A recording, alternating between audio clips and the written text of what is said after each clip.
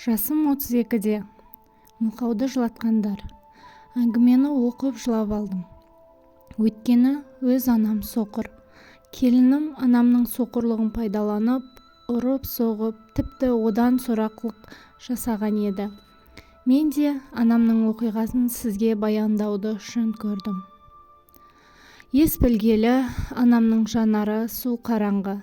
Нағашы атам да өмірден су қараңғы болып өткенін естідім. Тұқым қуалаушылық па, әлде тағдырдың сынағы ма, білмеймін. Бірақ анамның тағдыры осылай болды.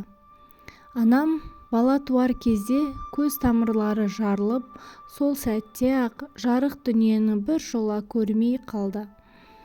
Мен оның өміріндегі ең үлкен қуанышы болсам да, сол қуаныш оның жанын қоса ауыртқанын кейін ұқтым. Жас ана үшін мұндай соққыны көтеру оңай болмаған шығар. Бірақ анам ешқашан шағым айтқан емес.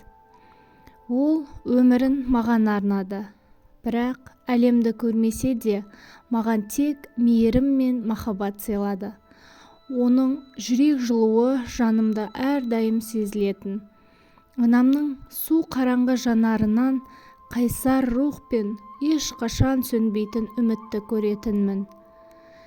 Кейде ол маған өзінің естеліктерін айтатын. Бұрын қандай түстерді көргенін, табиғатты қалай сезінгенін әңгімелейтін. Бірақ ең ерекше әңгімесі менің өміріме байланысты болатын. Сен менің көзімнің нұрысың. Саған қарамасам да жүрегіммен көріп отырамын, деп айтатын. Анамның әрбір күні ерлік. Ол қолымен менің киімімді тікті, асымды әзірледі. Бізді асырап, барлық қиындыққа төзді. Әр қадамын сеніммен басып, біз үшін өмір сүрді. Оның қараңғы әлемінде бізге арналған нұр болды. Менің анамның тағдыры қиын болса да, бәріне төзген қайсар жан еді. Анамның көзі су қараңғы болғанымен, әкем үшін ол ешқашан кемшілік болған жоқ. Анамның тағдыры қалай болса да, әкем оны ешқашан өзгертпеді, тастамады. Қайта керісінше, ол анамды құрметтеп, оған демеу болып, біздің отбасымыздың тірегі болды. Әкем нағыз асқар тау. Анамды қандай күйде болса да қадірлеп сүйе білді. Әкем бізді ешкімнен кем қылмай өсірді. Анаң сендер үшін жарық әлемді көрмесе де, жүрегімен көреді. Ал мен сендер үшін тек ең жақсылықты қалаймын, дейтін. Әкем күн демей, түн демей еңбек етті. Ауыл адамдарының малын бақты, егіс алқабында жұмыс істеді. Бар тапқан табысын бізге жұмсап, біздің болашағымызды қамтамасыз етуге тырысты. Анамның көзі көрмесе де, ол оның қолына демеу болып, үй шаруасын бірге атқарды. Мен жалғыз қыз болғандықтан, әкем мені ерекше қадірледі. Мектепке барғанда аяқ киімім тозбасын деп, өзі жамап беретін. Мені оқыту әкемнің ең үлкен арманы болды. Ол барын салып, мені оқуға түсірді. Қызым, білім сенің өміріңдегі ең мықты қаруың. Саған тек жақсылық тілеймін, деп айтатын ол. Әкемнің қайраты мен анамның төзімділігі бізді тәрбиелеп, өмір жолын көрсетті. Олардың бірге өткізген өмірі бізге махаббат пен құрметтің шынайы үлгісін көрсетті. Әкем анамды әрқашан қолдады. Оның жанындағы жарығы болды. Әкемнің қарындасы өмірден өтті. 2 ұлы Асқар мен Әли жетім қалды. Әкесі болса, балаларды жетімдер үйіне өткізуді ұйғарған. Бұл жаңалықты естігенде әкемнің жүрегі ауырды. Ол анасыз қалған балаларды далада қалдыруға шыдай алмады. Балаларымның қамын өзім ойлаймын, деді әкем. Асқар мен Әли әкемнің қолына көшіп келді. Ол кезде біздің үйде де жағдай мәз емес еді. Бірақ әкем барын сол балалардың ертеңіне жұмсады. Өз балаларынан артық болмаса, кем қылмады. Олармен бірге күліп, бірге жұмыс істеп, бірге тамақтанатын едік. Мен де оларды жақсы көрдім. Әкем олардың болашағын ойлап, екеуін де оқытқысы келді.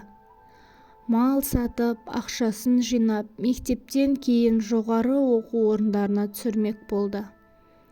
Бірақ Асқар да, Әли де оқуды жөн көрмеді. Асқар әкемнің жанында қалды. Әкемнің жұмысын бірге істеп, мал бағуға көмектесіп жүрді. Ал Әли қалаға кетемін деп шешім қабылдады. Әкем оған батасын берді. Балам, адал жүр, еңбек ет, бастысы ешкімге жамандық жасама. Қалаға кеткен Әли өз өмірін құрып, еңбекқор жігітке айналды. Ал Асқар ауылда қалса да, әкемнің сенімді тірегіне айналды. Әкем екі ұлының да жетістікке жеткенін көріп, іштей мақтанатын. Балаларымның мені сыйлап адал болғаны маған үлкен алғыс, дейтін ол кейде отырып. Әкемнің бұл қамқорлығы отбасылық байланыстың, мейірім мен жанашырлықтың ең биік көрінісі еді. Жүрегіндегі мейірім арқылы ол екі баланың да тағдырын өзгертті. Оларға өмірде тірек бола білді. Мен мектеп бітіріп жоғары оқу орнына түстім. Мұғалім мамандығын таңдадым. Анам ауылда, әкем мен Асқардың қарауында қалды. Бір демалыста үйге келгенде Асқар інімнің үйленетінін естіп қуанып қалдым. Оның менен бір жас кішілігі бар. Арасында құрдас інім деп қалжыңдаймын. Содан қызы туралы сұрай бастадым. Ол қызбен қалай таныстың, суреті бар ма деп сұрақты жаудырып тастадым. Ол маған күліп, Айша, асықпашы, өзім де ол қызны көрмедім. Әлия жеңше ғой айтып жүрген. Жақсы қыз алып ал деп. Кәдімгідей ұялып жүзі төмен қарады. Сосын аяғымен жерді шұқылап, ол қыз 8-ші сыныпқа дейін оқып, мектептен шығып кетіпті. Анасы арбаға таңылған. Сол анасын бағу үшін ешқайда шықпай, үйде отырған қыз екен. Жақында анасы қайтыс болып, жалғыз қалған көрінеді. Сол Әлия жеңше кеше үйде келіп айтып кетті. Папа мәз болып қалды. Мама да қуанып отыр. Келін жұмсаймыз, қарапайым өзіміз сияқты отбасыдан екен деп. Осы сөзден соң ол қызды өзім сияқты көріп, мен де қуандым. Анама жақсы қарайтын келін келеді деп үйді ремонттап жүгірдік. Көп ұзамай келін келді. Асқар ол уақытқа дейін бұл қызбен кездесіп көрмеген болатын. Қызды алып қашуға кеткенде Асқардың жүзі қуаныштан бал-бұл жанып кеткен еді. Енді міне келінмен бірге көліктен түскенде жүзі сынық. Бәрінен де 2 ай бойы асыға күткен келінімді көріп ұнатпай қалдым. Алып қашты деп ашуын көрсеткісі келді ме, әлде мінезіме түсінбей қалдық. Орамал тақпаңдар, мен кетемін, мені неге алдап әкелдіңдер, деп шағын қойылым қойды. Асқар да ашуланып, жүр көлікке мін, дәл қазір апарып тастайын деп дайын тұрды.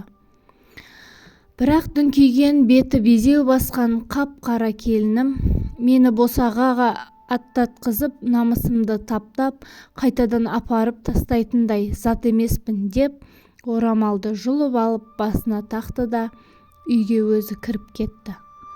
Сол кезде ол 200-ділігін көрсетіп қойды. Негізі шаңыраққа әлі кірмеді. Көліктен түсе сала айтқаны мұнау. Әңгіме ұнап жатса, менің арнама жазылып кетуді ұмытпаймыз. жалғасы келесі бөлімде. Міндетті түрде өткізіп алмай менің арнама жазылыңыз.